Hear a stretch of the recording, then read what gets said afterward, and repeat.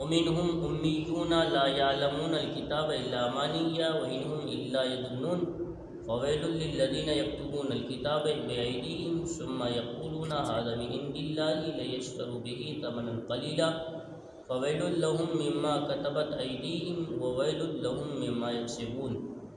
और उनमें कुछ अनपढ़ हैं जो किताब को नहीं जानते मगर ज़बानी पढ़ लेना, या कुछ अपने मन घड़त और निरे गुमान में हैं, तो खराबी है उनके लिए जो किताब अपने हाथों से लिखें फिर कह दें ये अल्लाह के पास से है कि उसके बदले थोड़े से दाम हासिल कर लें।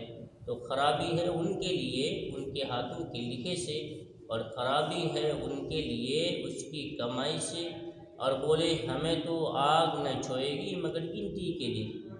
तुम कह दो कि अल्लाह से तुमने कोई वादा ले रखा है, जब तो अल्लाह हरगिज़ अपना अहद खिलाफ न करेगा। या खुदा पर तो बात कहते हो जिसका तुम्हें इल्म नहीं। हाँ क्यों नहीं, जो गुनाह कमाए और उसकी खता से उसे घिर ले, वो दोज़ख वालों में है, उन्हें हमेशा उसी में रहना है। और जो ईमान लाए और अच्छे काम किए वो जन्नत वाले हैं, उन्हें हमेशा उसी में रहना है। काटो। ಇನ್ನೊಂದು ಪಂಗಡವು ನಿರಕ್ಷರಿಗಳಿದ್ದಿದೆ. ಅವರು ಗ್ರಂಥ ಜ್ಞಾನವೇನೂ ಹೊಂದಿರುವುದಿಲ್ಲ.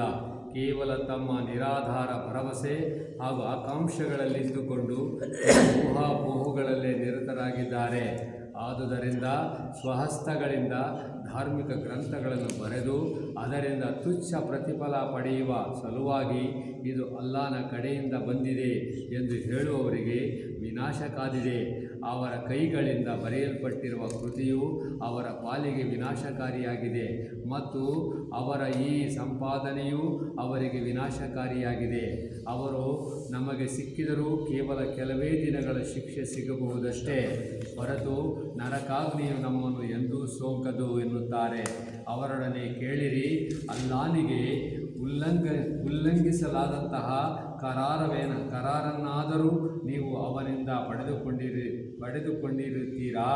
ಅಥವಾ ನಿಮಗೆ ತಿಳಿಯದ ವಿಷಯವನ್ನು ನೀವು ಅಲ್ಲಾಹನ ಮೇಲೆ ಹೊರಿಸಿ ಹೇಳುತ್ತಿರುವಿರಾ? ನಿಮ್ಮನ್ನು ನರಕಾಗ್ನಿಯು ಸ್ಪರ್ಶಿಸಲಾರದೇಕೆ? ಪಾಪ ಗಳಿಸುವವರು, ಪಾಪ ಕರ್ಮಗಳಿಂದ ಆವರಿಸಲ್ಪಟ್ಟವರು ಯಾರೇ ಇರಲಿ ಅವರು ನರಕದವರು ಮತ್ತು ಸದಾ ನರಕದಲ್ಲಿ ಇರುವರು.